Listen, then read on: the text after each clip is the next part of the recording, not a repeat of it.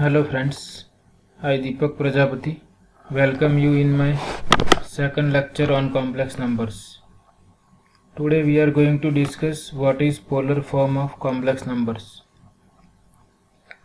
So you are already familiar with polar coordinates and also the relationship between Cartesian and polar coordinates. Whenever we write z equal to x plus iy, then these x and y are called Cartesian coordinates. So we know how to convert Cartesian coordinates into polar coordinates. Suppose we consider this complex number in the xy plane or complex plane. Then instead of writing z equal to x plus iy, we may write order pair xy also. So this x is the distance on x-axis, y is the distance on y-axis. Suppose I draw a perpendicular from this point on x-axis. Then it will make a right angle triangle. Suppose this point is O and this point is A. Then this OAP is right angle triangle. So this side OA has length x and AP has length y, and suppose length of OP is denoted by r. Now OP is the vector which represents our complex number z. So OP is called radius vector. Vector OP is known as radius vector representing complex number z, and length of this vector OP is denoted by small r. Now suppose the vector OP makes angle theta with positive x-axis. Suppose this angle is theta. So theta is the angle made by vector OP with positive direction of x-axis, and we will measure theta in radians always, not in degrees. If we measure theta in counterclockwise, we will consider value of theta as positive. If we measure theta in clockwise, we will consider value of theta as negative. So theta is positive in counterclockwise direction and negative in clockwise direction. So from this right angle triangle, we know that what is cosine of this theta. So cosine of this theta will be x divided by this hypotenuse r. So cos theta is nothing but x by r. So we know that x equal to r cos theta. Similarly, sin theta is nothing but y divided by r. So y is r sin theta. Okay, so that you are already familiar. So in this way we can represent x and y Cartesian coordinates in terms of polar coordinates. So x is r cos theta, y is r sin theta. So if z is in Cartesian form, z equal to x plus iy, where x and y are Cartesian coordinates, then by taking x equal to r cos theta, y equal to r sin theta, we can represent z in polar form in this way. So z equal to, put x equal to r cos theta, y equal to r sin theta, and take r common. So we obtain z equal to r into cos theta plus I sin theta. So this is nothing but polar form of complex number. Note that if z is non-zero, then only we define polar form. For z equal to 0, the angle theta is undefined. So we consider z non-zero whenever we are talking about polar coordinates. Now again you can observe here, if I again use the property of right angle triangle, so using Pythagoras theorem, we have square of r, that is r square will be equal to x square plus y square. So from that we obtain r equal to under root of x square plus y square. So if z equal to x plus iy, r equal to under root of x square plus y square, and this r is known as absolute value of complex number z or modulus of complex number z. So remember this definition: if z is x plus iy, absolute value or modulus of z is denoted by mod z and is defined as under root of x square plus y square.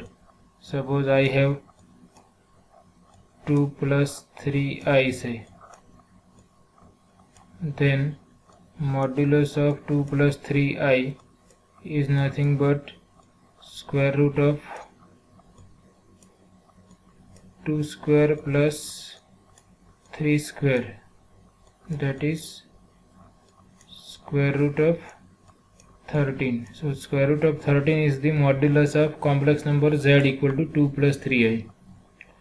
What is geometrical meaning of mod z? So you can see mod z is the distance of this complex number z from origin, or it is the length of the vector OP which represents z. So geometrically mod z is the distance of the point z from the origin. What about this angle theta? So you can see theta is the angle made by vector OP with positive x-axis. So we can measure theta in number of ways. Suppose I measure theta in this way. Instead of going in this way, I go in this way. First I finish one circle and then I measure theta. So if I go in this way, I will have theta, instead of theta I will have angle will be 2 pi plus theta. Now suppose I measure this angle by considering this circle 2 times, then I will have, instead of 2 pi plus theta, I will have 4 pi plus theta. So all these values are valid for theta. So theta has an infinite number of values, but all the values will be integral multiples of 2 pi. Okay, all the values of theta will be integral multiples of 2 pi. So this theta is known as argument of complex number. Okay, I write here this angle theta. So what is theta? The number theta represents the angle measured in radians that z makes with the positive real axis when z is interpreted as a radius vector. That means theta is the angle made by this radius vector OP with positive x-axis. So theta has an infinite number of values. The number theta has an infinite number of possible values including negative ones, and all these values differ by integral multiples of 2 pi. Now how to determine value of theta? So again we come to the right angle triangle. So in right angle triangle you can see tan theta will be y divided by x. So tan theta is y by x. So from this we can find out theta equal to tan inverse y by x. But be careful, whenever you find out theta using this equation, you have to keep in mind that the complex number lies in which quadrant. So where the quadrant containing the point corresponding to z must be specified. Now theta has an infinite number of values, so each value of theta is known as argument of z. So argument of z means value of theta, and it is denoted by argz. So theta has an infinite number of values. That means argument of z also has an infinite number of values. But among those infinite number of values, you will always have exactly one value of theta, which is in this interval, open interval minus pi to close interval pi. Okay, again I repeat, theta denotes the argument of z. Theta has an infinite number of possible values. Among those infinite number of possible values, there is exactly one value of theta which lies in this open close interval minus pi to pi. So that unique value of theta is called principal value of argument z. So the principal value of argument z is denoted by capital ARGZ and is the unique value of argument of z such that it lies between minus pi and pi. So theta, this capital ARGZ is nothing but principal argument of complex number z, and it is always unique. So this is about today's session.